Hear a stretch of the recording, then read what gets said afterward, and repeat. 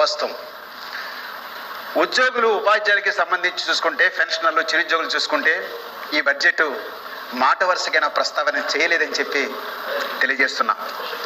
ఉద్యోగులు ఉపాధ్యాయులు 4 లక్షల మంది ఉన్నారు, పెన్షనర్లు ఒక 4 లక్షల మంది ఉన్నారు, కాంట్రాక్ట్ ఉద్యోగులు 1 లక్ష మంది ఉన్నారు, అవుట్ సోర్సింగ్ ఉద్యోగులు 2 లక్షల మంది ఉన్నారు, స్కీముల్లో పనిచేసేవాడు 4 లక్షల మంది ఉన్నారు. మొత్తం 15 లక్షల మంది కూడా ప్రజల్లో భాగమని చెప్పి చెప్పదలిచింది. వీళ్ళ గురించి ఈ బడ్జెట్లో మాట వరుస కూడా ఏం ప్రస్తావన లేదు. గత ప్రభుత్వం కూడా ఉద్యోగులు చాలా మోసం చేసింది.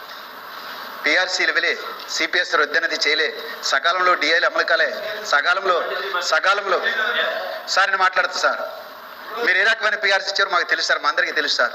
ఎన్ని నెలలు పిఆర్సీ బకాయిలు చెల్లించో తెలుసు సార్. ఇంకా ఎంత అలలో లేదు అండ్ అటు ఇటు స్పందన కాదు నేను చెప్పేది. వాస్తవాలు మాట్లాడుకుంటే చాలా ఉన్నాయి. ఇప్పటికి కూడా 11 పిఆర్సీ పూర్తి కాలే, దాని బకాయిలు పూర్తి కాలే. రాబోయేటప్పుడు ఎప్పుడో చెల్లిస్తూ ఉన్నారు. మీ కాలంలో చెల్లించాల్సింది రాబోయే ప్రభుత్వాలు చెల్లించండి, వెనకడికి ఎప్పుడు చెల్లించండి. గత జేఏసీ సమావేశానికి, మార్చి నెలలో జేఏసీ సమావేశానికి 35,000 కోట్ల బకాయి ఉందని చెప్పి గత ప్రభుత్వమే చెప్పింది. 35,000 కోట్ల బకాయి ఉన్నదని చెప్పి గత ప్రభుత్వమే చెప్పింది. మొత్తం అన్ని కలిపి పిఆర్సీ కావచ్చు, డిఏలు కావచ్చు, లేకుంటే ఏపీజేలు కావచ్చు, పిఎఫ్లు కావచ్చు, సరెండర్లు కావచ్చు, మొత్తం ఇవన్నీ 35,000 కోట్ల బకాయిలు అని చెప్పింది. తర్వాత ఎన్నికల సందర్భంగా కొంత చెల్లించారు. ఈవేళ చూసుకుంటే ఇంకా 22,000 కోట్ల పైబడి ఈ బకాయిలు ఉన్నాయని చెప్పి ఈవేళ మేము చెప్తున్నటువంటి పరిస్థితి ఉంది. అలాగే ప్రస్తుతం 12వ పిఆర్సీ ఊసి కూడా ఈ బడ్జెట్లో లేకుండా ఉందని చెప్పి తెలియజేస్తున్నా. ఆ రకంగా చూసుకున్నట్లయితే ఈ ప్రభుత్వం కూడా ఈ 12 లక్షల మంది ఉద్యోగులకు సంబంధించి మాట వరుసను ప్రస్తావించలేదు. అట్లాగే పోలీసులకు సంబంధించి ఇందాక మా లక్ష్మణరావు చెప్పాడు, మూడు సరెండర్లు పెట్టుకుంటారు, వాళ్ళు చెల్లించట్లేదు. సంవత్సరం నుంచి ట్రాన్స్పోర్ట్ ఛార్జెస్ ఉన్నాయి, చెల్లించట్లేదని చెప్పి వాళ్ళు ఆందోళన చెందుతున్నటువంటి పరిస్థితి ఉందని చెప్పి మీ ద్వారా తెలియజేస్తుంది. గత ప్రభుత్వం సిపిఎస్ని జీపీఎస్గా మార్చింది. ఈ ప్రభుత్వం ఏం చెప్పింది, ఎన్నికల సందర్భంగా మెరుగైనటువంటి పద్ధతిలో మారుస్తామని చెప్పి అంటుంది. అంటే ఓపీఎస్లోకి వస్తారా, సిపిఎస్ జీపీఎస్ కాకుండా ఇంకోటి వస్తారా, అలా మీరు ఏం చేయదలిచింది? మొత్తం ఈ ఉద్యోగులందరికీ అనేది కూడా ఈ బడ్జెట్లో మాట వరుస కూడా ప్రస్తావన లేదని చెప్పదలిచింది. అట్లాగే కాంట్రాక్ట్ ఉద్యోగులు, అవుట్ సోర్సింగ్ ఉద్యోగులు, scheme workers, daily wage, part time, guest టీచర్లు, రకరకాల పద్ధతిలో వీళ్ళందరూ కూడా పనిచేస్తున్నటువంటి పరిస్థితి ఉంది. వీడికి జీతాలు, కనీస వేతనాలు కూడా అమలు చేయడం లేదు. పైగా డిఏలు కూడా ఇవ్వడం లేదు. ఇప్పుడు 5 సంవత్సరాలకు ఒకసారి ఉద్యోగులకి, లేకుంటే చాలా మందికి జీతాల్లో మార్పు లేనప్పుడు ఏ డిఏలో లేనటువంటి వాళ్ళకి ప్రతి 2 సంవత్సరాలకి జీతాలు పెంచాల్సిన అవసరం ఉందని చెప్పి కార్మిక సంఘాలు కోరుతున్నటువంటి పరిస్థితి ఉంది. ఆ రకంగా ఈ మొత్తం అందరికీ కూడా సంక్షేమాన్ని ఈ బడ్జెట్లో ప్రస్తావన లేదని చెప్తున్నా. 5 సంవత్సరాలు, 7 సంవత్సరాలు, 10 సంవత్సరాలు కూడా జీతాల్లో మార్పు లేనటువంటి పరిస్థితి ఉందని చెప్తున్నా. కానీ మీ ప్రభుత్వాలు ఏమో రోజు రోజుకి ధరలు పెంచుతూ ఉన్నాయి. ధరలు పెంచి వేతనాలు పెరగకపోతే వాళ్ళ జీతాలు తగ్గినట్లుగా చూడాలి, పెరగడం కాదు, యథాతథంగా ఉంటుంది కాదు, తగ్గినట్లుగా చూడాల్సినటువంటి అవసరం ఉందని చెప్పి కూడా మేము అర్థం చేసుకోవాలని చెప్పి నేను చెప్తా ఉన్నాం. అట్లాగే లక్షలాది మంది అసంఘటిత కార్మిక సంక్షేమ బోర్డు లేవు, సంక్షేమ బోర్డుకి నిధులు లేకుండా ఉన్నాయి, ఉన్న సంక్షేమ పథకాలు అమలు కాకుండా ఉన్నటువంటి పరిస్థితి ఉందని చెప్పి మీ ద్వారా తెలియజేస్తున్నా.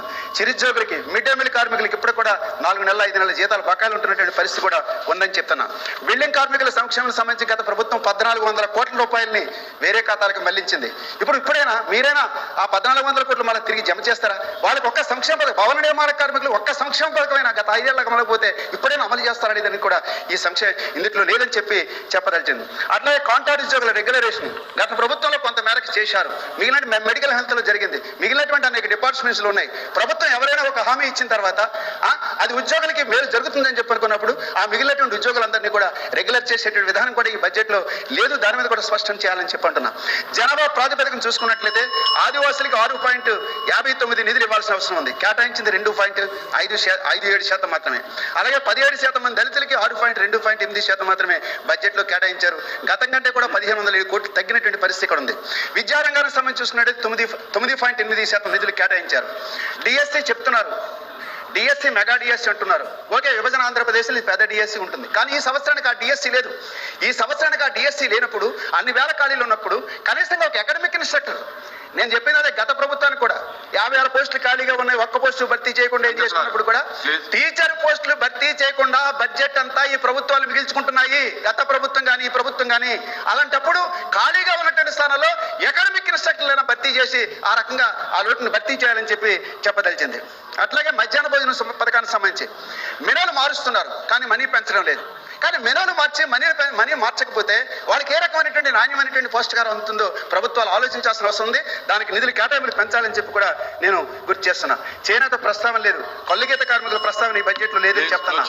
అలాగే పోలవరం పునరావాసానికి సంబంధించి బడ్జెట్ అంటే గత ప్రభుత్వం కానీ ఈ ప్రభుత్వం కానీ మరి అందరూ మాట్లాడుతుంది ఏమంటే కేవలం బడ్జెట్ ప్రాజెక్ట్ నిర్మాణం గురించి మాట్లాడుతున్నారు తప్ప మరి 50% పైగా కేటాయించాల్సిన నిర్వాసితులకు పునరావాసం గురించి మాట్లాడలేదు.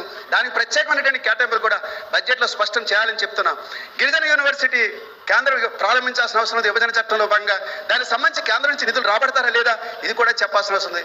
విశాఖ ఉక్కు సంబంధించి చూసుకుంటే కేంద్రం ఆ పార్టీ ఈ పార్టీ మీ అందరూ కలిసి విశాఖ ఉక్కు పార్టీని అమ్మేస్తారా లేకుంటే దాన్ని ప్రభుత్వ రంగంలో కొనసాగిస్తారా, దాని రకంగా రక్షణ కల్పిస్తారనేది కూడా ఈ బడ్జెట్లో రకమైన ప్రస్తావన లేదని చెప్పి చెప్పదలిచింది. ఇక తర్వాత రోడ్ల పరిస్థితి చూసుకున్నట్లయితే ఇంకా యథాతథమైన పరిస్థితి కొనసాగుతున్న పరిస్థితి ఉంది. ఇవన్నింటికి కూడా మరి కేటాయింపులు ఆ రకంగా పెంచాల్సినటువంటి అవసరం ఉందని చెప్పి కేటాయించిన నిధులు ఖర్చు చేయాలని చెప్పి మీ ద్వారా ప్రభుత్వాన్ని విజ్ఞప్తి చేస్తున్నాం.